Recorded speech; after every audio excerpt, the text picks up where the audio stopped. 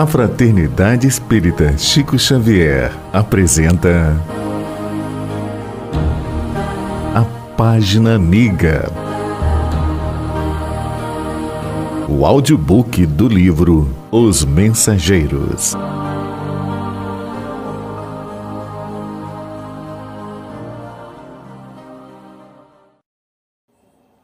Capítulo 33 A caminho da crosta. Após nos refazermos pela manhã, considerando a viagem ainda longa, despedimo-nos comovidos. Pelo menos quanto a mim, podia afirmar que me afastava com mágoa tão belas as lições ali acolhidas. Alfredo e a esposa nos abraçaram, sensibilizados, desejando-nos jornada feliz e êxito no trabalho.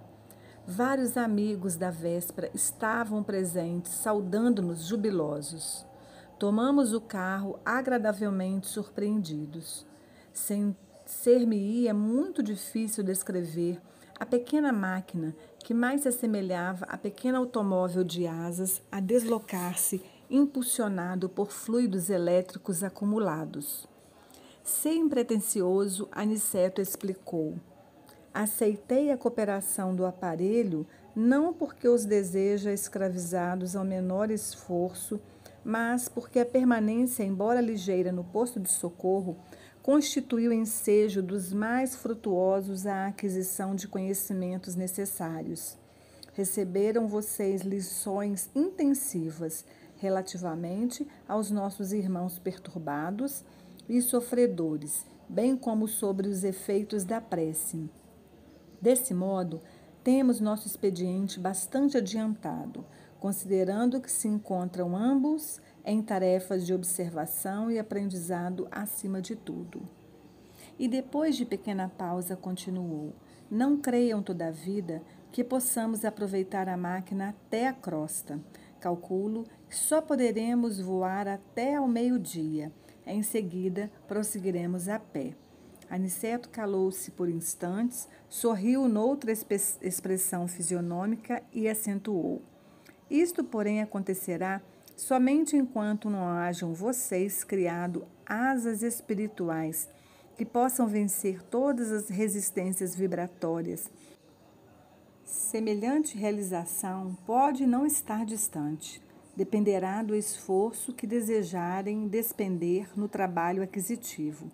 Todo aquele que opere e coopere de espírito voltado para Deus poderá guardar sempre o melhor. Não é promessa de amizade, é lei. O pequeno aparelho nos conduziu por enormes distâncias, sempre no ar, mas conservando-se a reduzida altura do solo. Quase precisamente ao meio-dia, estacionamos em um humilde pouso, destinado ao abastecimento e reparação da maquinaria, de natureza daquela em que havíamos viajado. Despediu-se de nós o condutor, que nos desejou boa viagem, preparando-se para regressar. A paisagem tornou-se então muito fria e diferente. Não estávamos em caminho trevoso, mas muito escuro e nevoento. Tornara-se densa a atmosfera, alterando-nos a respiração. Aniceto contemplou conosco a vastidão caliginosa e falou em tom grave. Com 4 horas de locomoção, estaremos na crosta. Reparem as sombras que nos rodeiam. Identifique a mudança geral. Infelizmente, as emissões vibratórias da humanidade encarnada são de natureza bastante inferior em nos referindo à maioria das criaturas terrestres, e estas regiões estão repletas de resíduos escuros de matéria mental dos encarnados e desencarnados de baixa condição. Atravessaremos grandes zonas, não propriamente tenebrosas, mas muito obscura ao nosso olhar. Daqui a 2 horas, porém, encontraremos sinais da luz solar. Nossa peregrinação, francamente, foi muito pesada e dolorosa, e somente aí avaliei de fato a enorme diferença da estrada comum que liga a crosta a nosso lar e aquela que agora percorríamos a pé, vencendo obstáculos de vulto.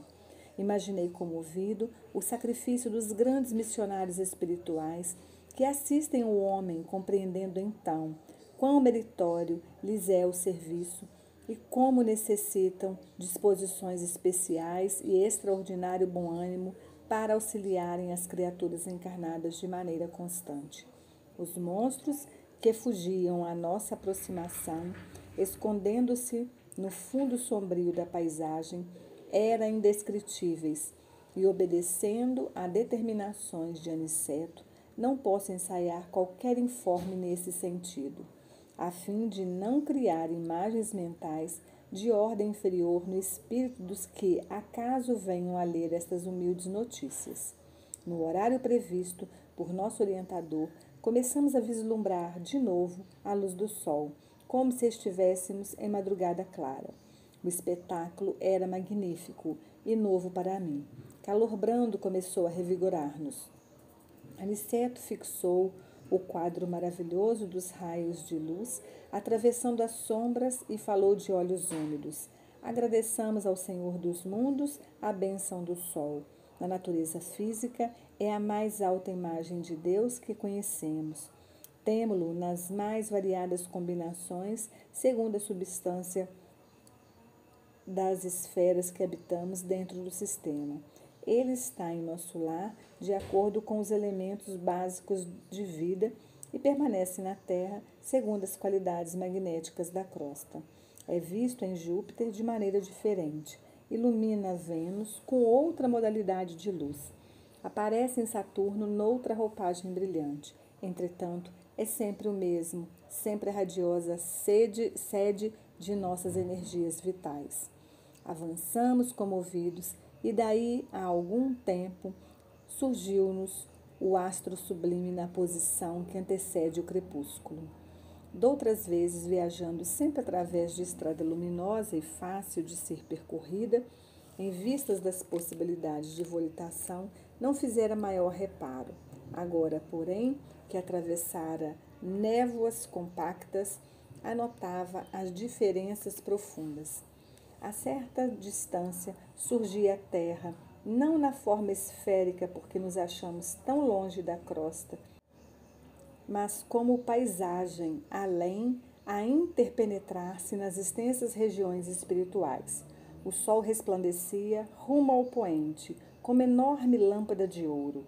Aniceto, que parecia alegrar-se sobremaneira, exclamou: entramos na zona de influenciação direta da crosta. Poderemos, doravante, praticar a volitação, utilizando nossos conhecimentos de transformação da força centrípeta. A luz que nos banha resulta do contato magnético entre a energia positiva do Sol e a força negativa da massa planetária. Prossigamos. Não tardaremos a entrar no Rio de Janeiro. A essa altura, assaltou-me o desejo de perguntar alguma coisa relativamente à direção. Como nos orientaremos? Indaguei curioso. Antes de tudo, respondeu o instrutor, é preciso não esquecer que nossas colônias estão situadas no campo magnético da América do Sul. Qualquer bússola seria sensível de agora em diante, mas, em nosso caso, é indispensável educar o pensamento e orientar-nos dentro da energia que lhe é peculiar. Empregamos de novo a capacidade volitante e dentro em pouco as matas de Petrópolis estavam à vista.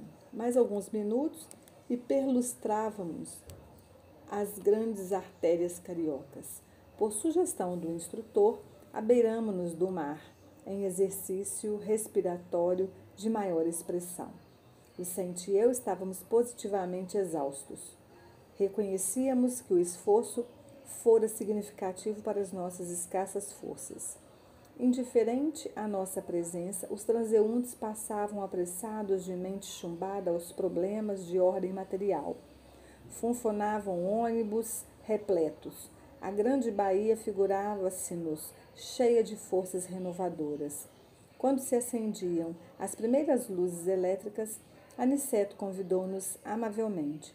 Vamos ao reconforto. Vocês estão fatigadíssimos. Irei mostrar-lhes que nosso lar tem igualmente alguns refúgios na crosta.